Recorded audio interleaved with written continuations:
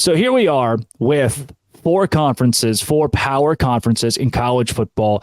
And of the 12-team playoff, you're still at about 11 power conference teams that are going to get in. You'll have your Tulane in there, and Mafia. Basically, as I say that out loud, I realize how confusing and weird it already is. Right. There has to be some sort of tweak to the college football playoff soon.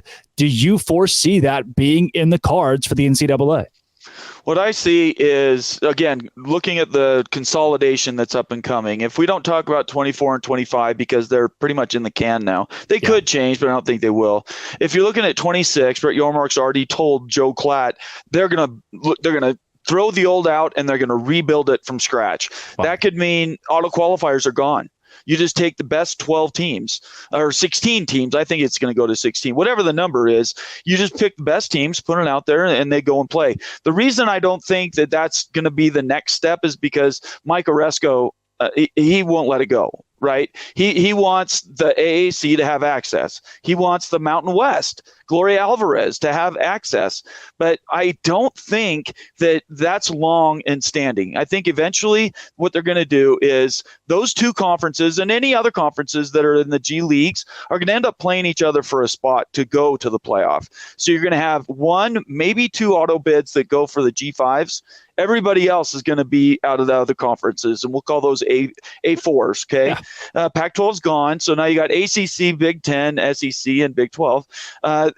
Let's just count those champions as in, just because usually those guys are good enough to be in regardless. Right. I think at 16 teams you get rid of bye weeks. I think it's a joke that in college football anybody deserves a bye week. Why does Alabama, who goes out and goes 11-1 and is second in the ACC, why do they deserve a bye week? I mean, come on, it's not pro football. So in 2026 they go to 16 teams, they get rid of bye weeks. Everybody plays 4 games to win the championship, and the best teams that are there are the 4 auto qualifiers for the AQ.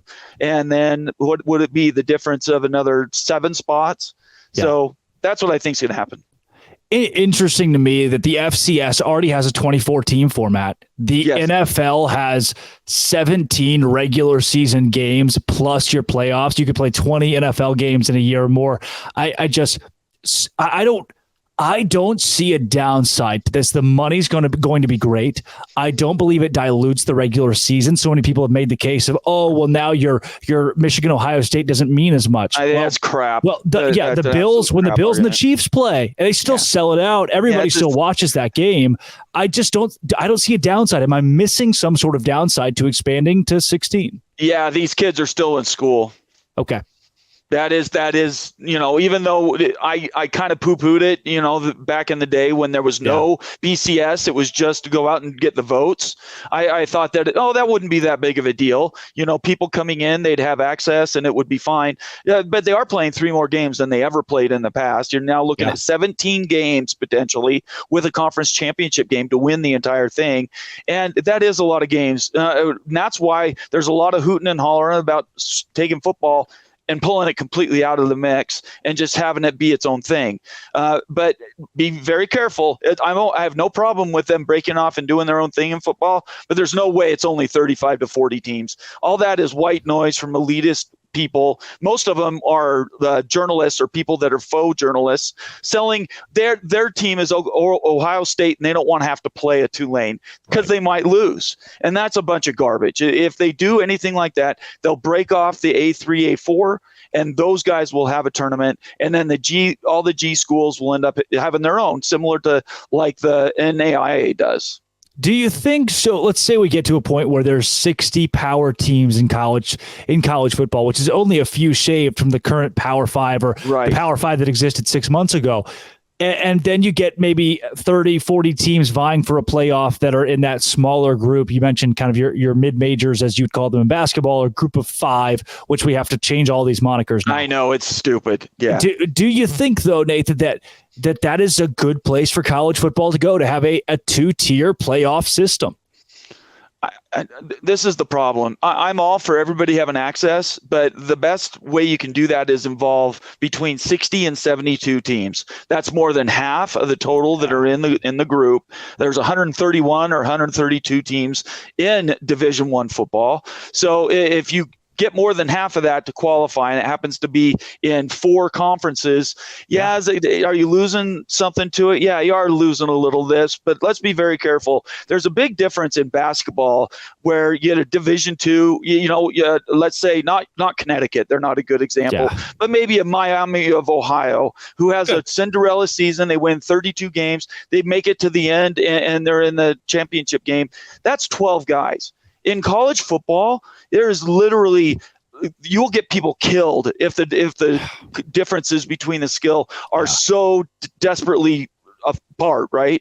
And so I really think that's 60 to 72 breaks off and does their own thing eventually. Whether it's part of the NCAA or not, I really don't care.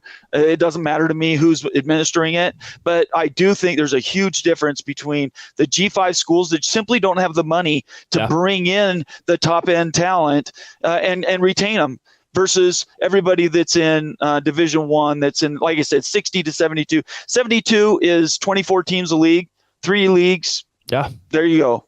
So that's kind of where I think it's a math problem at that point. I think we have solved it right here on Locked On Big 12. Speaking of Mafia. So. Now I want my check. Where does my check come in? No kidding. They're going to be Brett Yormark's watching this right now. Emmert's not watching anything. I think he's he's in some basement somewhere sucking his thumb and crying. I don't know. The NCAA is so corrupt. It really is. And you're watching the Manziel documentary, man. That guy couldn't hate the NCAA more. And most people with half a brain really can't. A lot of what they do just doesn't make sense. Well, Jim Harbaugh actively cheats. And they say, sorry, there's not enough there. We can do anything with it. So they built it up for 2 months, said, ha, we caught you red-handed. And then somebody went to him in the back room and said, Jim Harbaugh, Michigan, top 10 blue bloods in the history of college football, the number 1 in wins. I mean, you can't do that. No. And now he has no penalty. The NCAA is a joke, right? Tax the only break. And that's it. That you just hit it. That is, and please don't forget that the tax write-off that these universities get for their sports, currently tax-free from the federal government, is the only reason why they haven't already broken off. They can't figure out a way to insulate the tax-free part of it for the school from the college football part of it, right? But if they can solve that, that's when you can have this breakaway. Until that happens, you're still going to have G5 access. That's still going to happen. The breakaway might not happen for 15 years, but it's all about the tax-free write-off. That's the biggest deal.